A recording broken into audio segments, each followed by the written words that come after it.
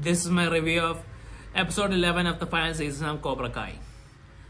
Now, in this episode, we see everyone dealing with the aftermath of what happened in Barcelona when all the competitors started fighting and Nyon had died by stabbing himself.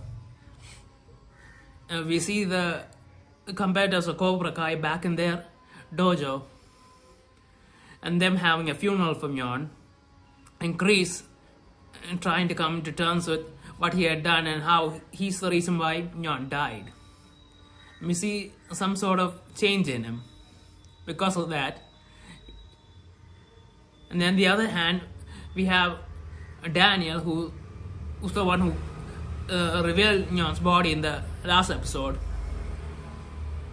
dealing with everything in his own way. He seems a little stressed out and focusing on his work instead of dealing with the situation.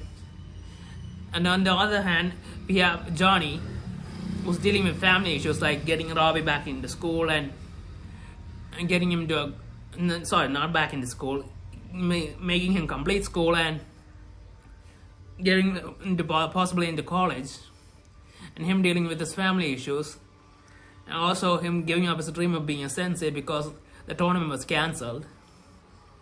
So that's where everyone is at in this episode. And then we see Silver. Now, apparently Silver's gonna try. Silver wants the tournament to continue, so he goes to see the head of the tournament and convinces him to start. But he's not gonna start. He doesn't want to start because of what happened, but he also doesn't want his legacy to end this way. So he agrees if all the competitors and their senseis agree to it. So Silver goes to see Johnny to convince Daniel and Johnny to compete in the tournament because they're the only ones who said no, while everyone else seems to agree.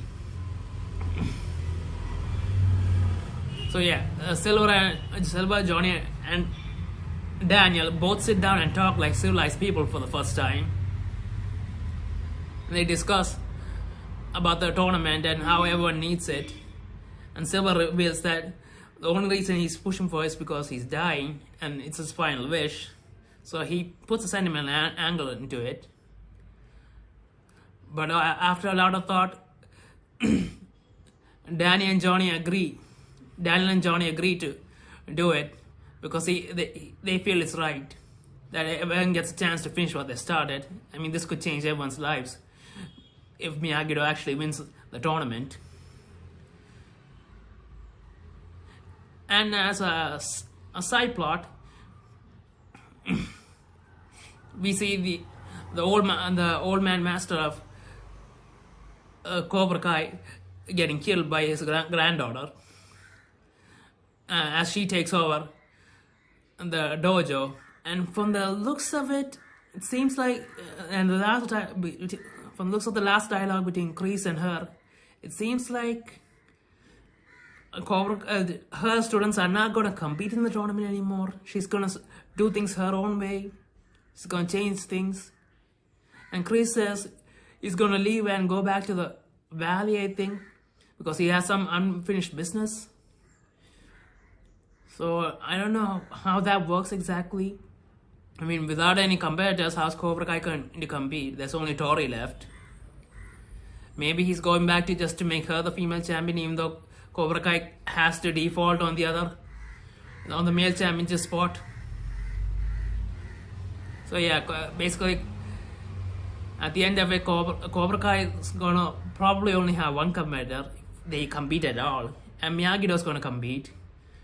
But the main problem is the Iron Dragons. They're gonna have to face them again, and they have no clue how to beat Axel. I mean, he's a beast. He's bigger, stronger, and his technique's really good, both offense and defense, as we saw in the last episode where he fought Robbie. So they're gonna probably have to find a way to deal with them. So yeah,